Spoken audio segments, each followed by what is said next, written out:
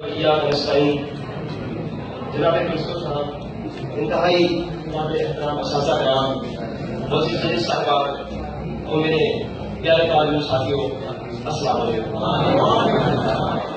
آج اس تقریب میں قرارداد اپنی جو قرارداد مجھے پیش کی گئی ہے اس پر اپنا روح بیان کرتے ہوئے میں ایک چیز کو بڑے واضح اور بڑے ہی صاف انداز میں آپ کے سامنے رکھنا چاہتا ہوں کہ میں جو کچھ بھی میں اپنی زبان سے آپ لوگوں کو سمجھانے کی کوشش کروں گا، میرا دل اور میرا دماغ اس سے متفق ہو۔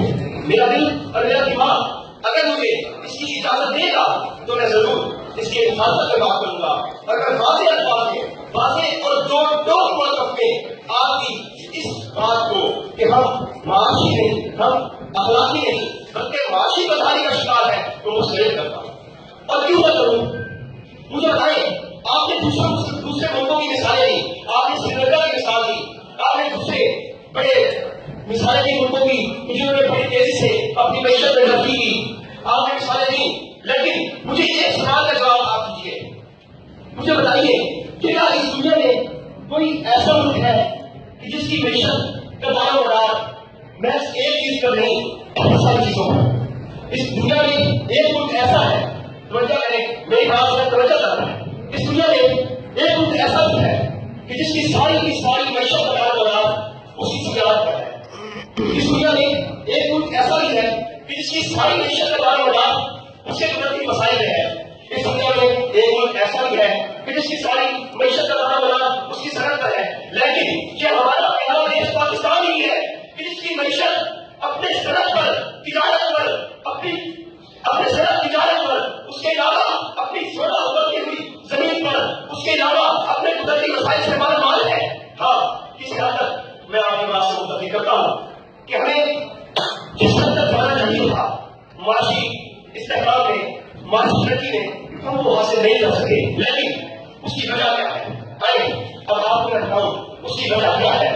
ابراہیم علیہ السلام اللہ سے دعا کرتے ہیں کہ یا اللہ اس بستی کے مدینوں کو امن سے رہنے کی توفیق عطا فرما۔ ان کی اخلاقی اقدار مانتے ہیں اللہ سے۔ اس کے بعد ان کی دعا کا اگلا حصہ یہ ہے کہ یا اللہ اس بستی کے مدینوں کی معیشت بھی مضبوط کروا، اس بستی کے مدینوں کی معیشت میں بھی استحکام کروا۔ لیکن دعا کا پہلا رخ کیا ہے؟ دعا میں پہلی اہمیت کس کو دی گئی؟ پہلی اہمیت اخلاقی اقدار کو دی گئی۔ تو مجھے آپ بتائیں کہ حضور صلی اللہ علیہ وسلم نے اس دنیا میں پوری ایک اسلامی دنیا کے لیے مثالی اسلامی ریاست قائم کی اور کی، آپ سامنے دیکھیں، لیکن کیسے کی؟ اخلاقی اقدار چینج کر کے، اخلاقی اقدار کو تبدیل کر کے، اور پھر جب اخلاقی اقدار کو تبدیل کیا اور پھر اس دنیا نے اس مثالی اور معاشی استحکام کی ریاست بنا کر دکھائی۔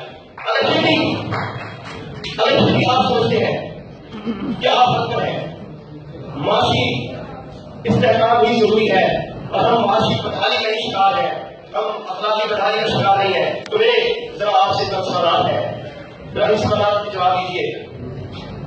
آپ نے یقیناً بہت سارے دوستوں نے آج کا اخبار پڑھا ہوگا، صرف آج نہیں، یہ روز کا معمول ہے، ہم روز کا اخبار پڑھتے ہیں۔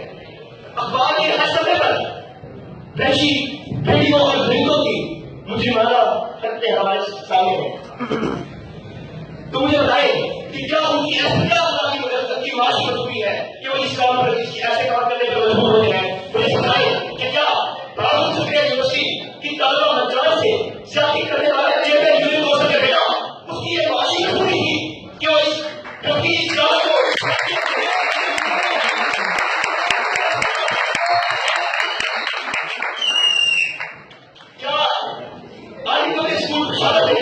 معصوم بچوں کی جان لینے والے سکرتوں کی یہ معاشی مجبوری تھی کہ وہ معصوموں کی جان لیں۔ کیا نام کا ذکر دردوں کو کرنے والا کرنا، ان کا شہید کرنا اور پھر ان کا انصاف بھی برقرار کرنا، یہ ایسی بہت سی معاشی مجبوری تھی کہ جس نے ہمیں یہ سب کرنے کا مجبور کیا۔ میں نہیں مانتا پھول شاخوں پہ پھولے لگے تم کہو، چار سکھوں کے سکھلے لگے تم کہو، اس لگے جھوٹ کو ذہن کی روح کو میں نہیں مانتا۔